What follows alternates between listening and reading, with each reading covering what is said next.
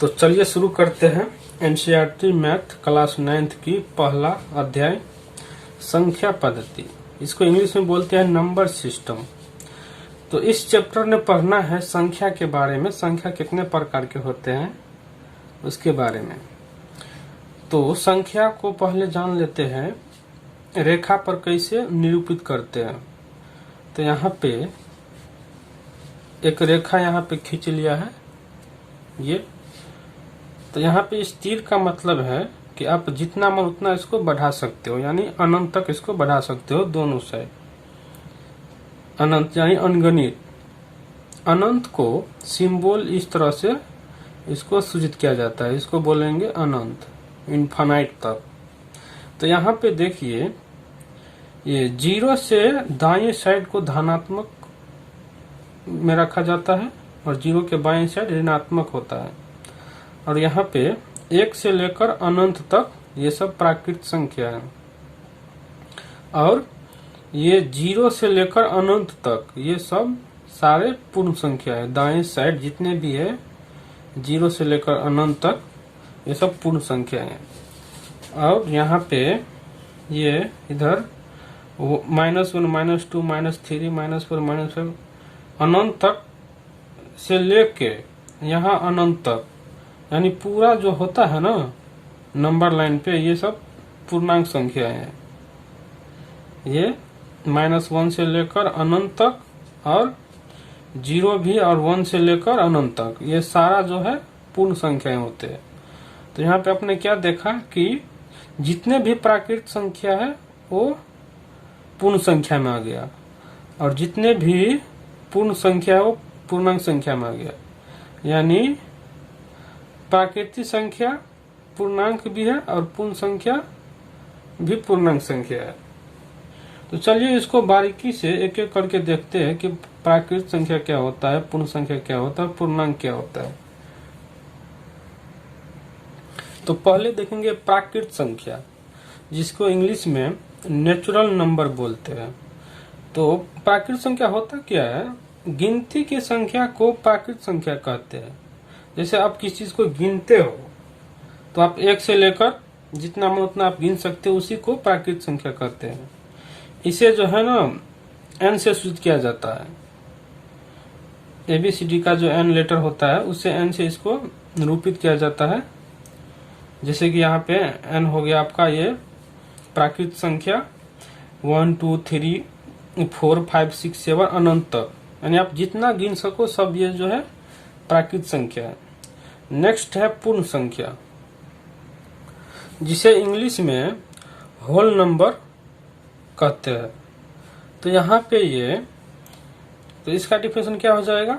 प्राकृतिक संख्या के संग्रह, संग्रह मतलब समूह होता है, संग्रह या समूह में 0 को शामिल कर लेने पर संख्या की जो संग्रह या समूह प्राप्त होता है वह पूर्ण संख्या कहलाता है।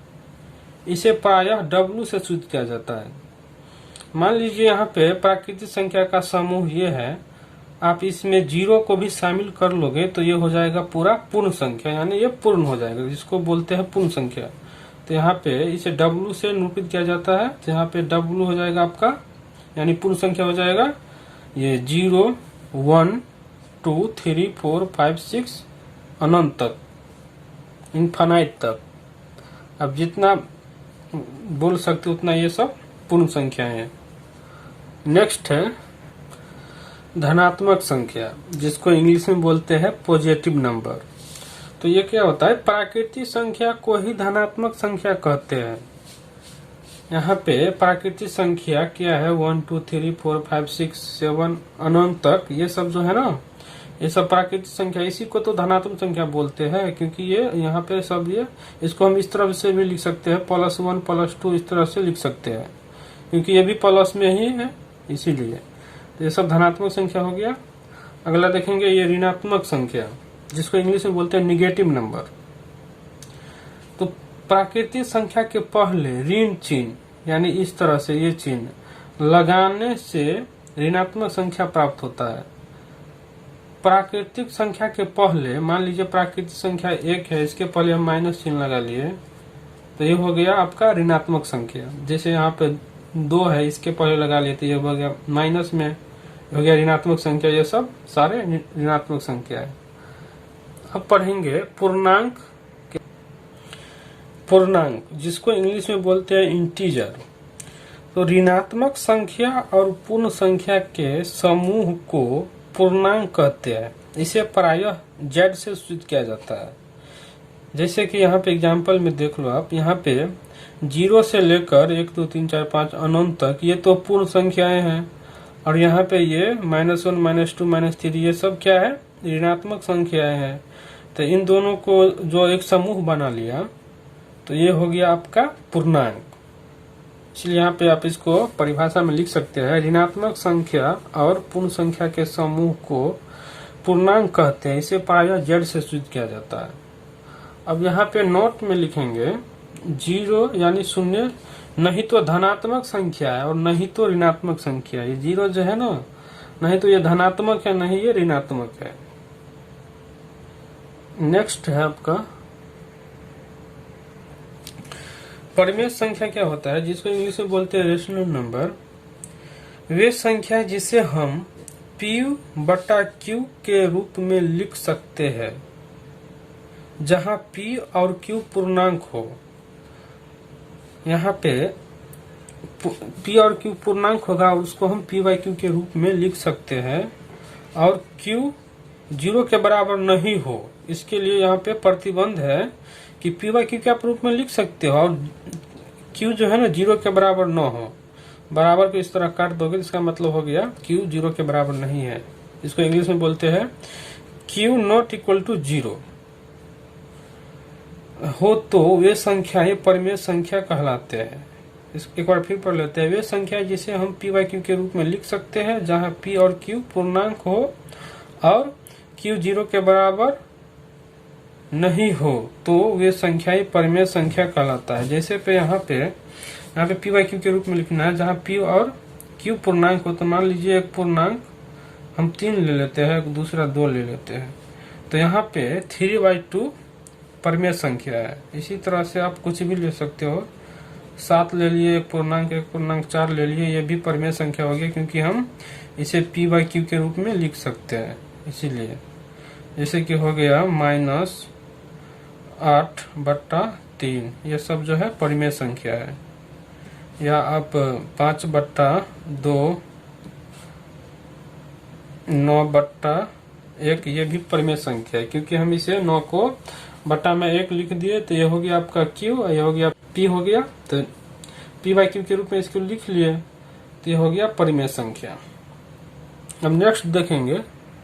इससे पहले बता दूं आपको, यहाँ पे P तो आप मान लीजिए 11 ले लिए, और Q इसलिए नहीं बोल रहा लेने के लिए। अगर Q 0 इसलिए नहीं बोल रहा लेने के लिए, 0 ले लेंगे तो इसका मान तो अपरिभाषित आ जाएगा। इसीलिए 0 Q का मान 0 नहीं लेना है। इसीलिए यहाँ पे इसके लिए प्रतिबंध लगाया गया कि आप Q का मान 0 नहीं ले सकते, यानी नीचे में 0 नहीं ले सकते। इसीलिए प्रतिबंध लगा था कि Q नॉट इक्वल टू 0 हो, तब हम इसे परिमेय संख्या कहेंगे। नेक्स्ट देखते हैं अभाज्य संख्या, जिसे इंग्लिश में प्राइम नंबर बोलते हैं। तो इसका परिभाषा है, एक से बड़ी वे प्राकृत संख्या जो एक या स्वयं के अलावा किसी और से विभाजित न हो, तो वे अभाज्य संख्या कहलाते हैं। तो यहाँ पे वैसी प्राकृतिक संख्या जो 1 से बड़ी हो। मान लीजिए एग्जाम्पल में 2, जो कि 1 से बड़ी है, इसमें 1 और ये स्वयं 2 के अलावा किसी और से विभाजित नहीं होगा। मान लीजिए ये 2 है, तो इसमें हम 1 से भाग कर सकते हैं, और दूसरा हम इसको 2 से इसके स्वयं से भाग कर सकते हैं, तो ये पूरा इसमें भाग लग जाएगा। जैसे कि यहाँ पे 1 2 2, तो शेष पर 0 आ गया, यहाँ पे 2 एकम 2, तो 0 आ गया। तो इसमें 2 मतलब 1 से और स्वयं से कट जाना चाहिए, बाकी किसी से नहीं कटेगा, तो ये हो जाएगा आपका अभाज्य संख्या। जैसे कि यहाँ पे एक संख्या 7 लेते हैं, तो ये केवल 1 से और 7 से ही कट रहा है, बाकी किसी से नहीं कट रहा है, तो ये हो गया आपका अभाज्य संख्या। नेक्स्ट है भाज्य संख्या। तो भाज्य संख्या वो होते हैं एक से बड़ी वे प्राकृत संख्या जो एक या स्वयं के अलावा किसी और से विभाजित हो जाए तो वे भाज्य संख्या कहलाते हैं। तो यहाँ पे एग्जाम्पल में 4, 6, 8, 9, 10, 12, 14 अनंत तक, यानी आप प्राकृतिक संख्या में से जितना भी आप अभाज्य निकाल लोगे बाकी सब भाज्य बचेगा। तो यहाँ पे एक से बड़ी भाज्य संख्या 4 है, तो इसमें आप 1 से तो भाग कर ही सकते हो, 2 से भी कर सकते हो और इसको 4 से भी कर सकते हो। इसीलिए यहाँ पे 3 आ गया, 3 से ये कट रहा है, इसीलिए ये भाज्य संख्या है। मान लीजिए यहाँ पे 9 है, तो 9 1 से भी कट रहा है और 9 से भी कट रहा है और 3 से भी कट रहा है, इसीलिए इसमें 2 से अधिक आ गया, यानी एक और स्वयं के अलावा किसी और से भी कट रहा है, 1 से भी कट रहा है, ये स्वयं 9 से भी कट रहा है और यहाँ पे 3 से भी कट रहा है, इसीलिए यहाँ पे इसको काटेंगे तो 1 9 9, तो शेषफल 0। यहाँ पे 9 एकम 9, तो शेषफल 0, 3 तिया 9, शेषफल 0। तो यहाँ पे शेषफल 0 आ गया, यानी दो संख्या से अधिक से कट रहा है, यानी यहाँ पे 1 से भी कट रहा है, 9 से भी कट रहा है, 3 से भी कट रहा है, इसीलिए ये भाज्य संख्या है।